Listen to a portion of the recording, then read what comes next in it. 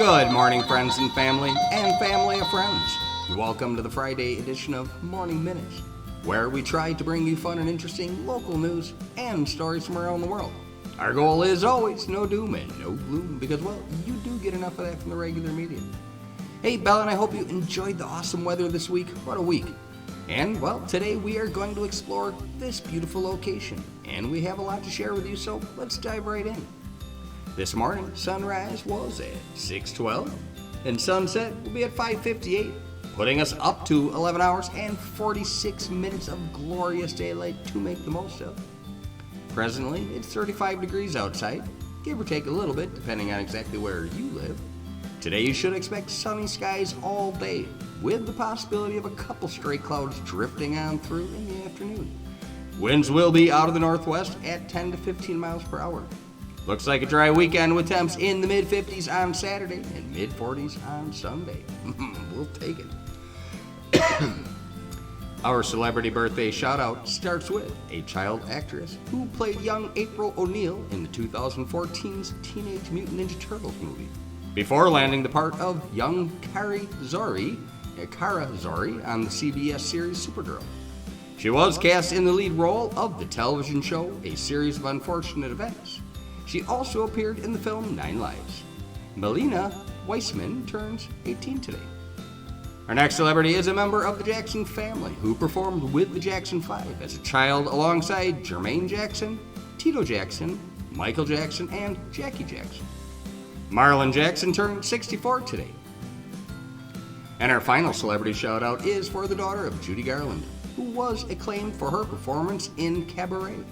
She was nominated for an Academy Award for her role in the Sterile Cuckoo. Additionally, you may have seen her in the popular show Arrested Development. Liza Minnelli turned 75 today.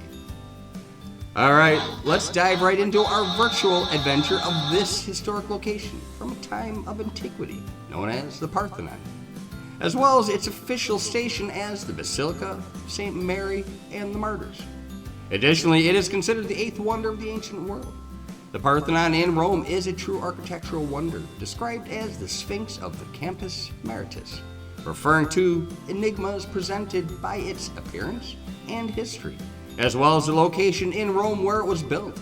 To visit it today is to be almost transported back to Roman Empire itself. The Roman Pantheon probably doesn't make popular short lists of the world's architectural icons, but it should. It is one of the most imitated buildings in history. For a good example, look at the library Thomas Jefferson designed for the University of Virginia. The giant dome that dominates the interior is 142 foot in diameter. For a comparison, the White House dome is 96 foot in diameter. Wow. The Pantheon is made perfectly harmonious by the fact that the distance from the floor to the top of the dome is exactly equal to its diameter. Shrines recessed into the walls and sunken panels cleverly reduce the weight of the dome, as did a lightweight cement made of pumice used in the upper levels. Additionally, the dome gets thinner as it approaches the oculus, the hole in the top of the dome, used as a light source for the interior. The thickness of the dome at that point is just over 3 foot. The oculus is 25.5 foot in diameter, and yes, rain and snow occasionally do fall through it, but the floor is slanted and drains cleverly remove the water if it manages to hit the floor. In practice, rain seldom falls inside the dome. Pretty cool. The massive columns supporting the portico weigh 60 tons. Each was 39 foot tall, 5 foot in diameter, and made from stone quarried in Egypt.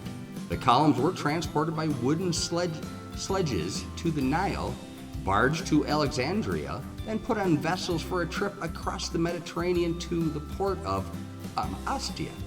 From there, the columns came up the Tiber River by barge. Wow. While the Parthenon's importance is undeniable, there is a lot of things that are still unknown. With new evidence and fresh interpretations coming to light in recent years, questions once thought settled have been reopened. Most textbooks and websites confidently date the building to the Emperor Hadrian's reign and described its purpose as a temple to all the gods. The Greek name Pantheon is from the Greek language, pan equals all, theos equals gods. Put them together and you have all gods. But some scholars now argue that these details are wrong and that our knowledge of other aspects of the building's origin, construction, and meaning, well, it's a little less certain than they had thought. It is now an open question whether the building was ever a temple to all gods, as its traditional name has long suggested. It is now thought that Pantheon, or Pantheum in Latin, was more of a nickname than a formal title. Whatever its original purpose was, the Pantheon, by the time of Trajan and Hadrian, was primarily associated with the power of the emperors and their divine authority. The symbolism of the Great Dome adds weight to this interpretation. The dome's coffers, the inset panels that circle the interior, are divided into 28 sections, equaling the number of large columns below. 28 is a perfect number, a whole number, whose summed factors equal it. Thus, 1 plus 2 plus 4 plus 7 plus 14 equal 28. Only four perfect numbers were known in the time of antiquity: 6, 28, 496, and 8,128. And they were sometimes held, for instance, by Pythagoras and his followers, to have mystical religious meaning in connection with the cosmos. Additionally, the oculus, the open window at the top of the dome, was the interior's only source of direct light. The sunbeams streaming through the oculus trace an ever-changing daily path across the wall and floor of the rotunda. Like many buildings in Rome, the Pantheon was saved from pillaging by turning it into a church. Byzantine Emperor Phocas donated the monument to Pope Boniface IV, who turned it into a church.